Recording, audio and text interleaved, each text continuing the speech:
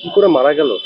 ও বাবাকে ফোন চাইছিল যে আমার একটা ফোন আছে, আমার বড় ফোন কিনে দিতে হবে।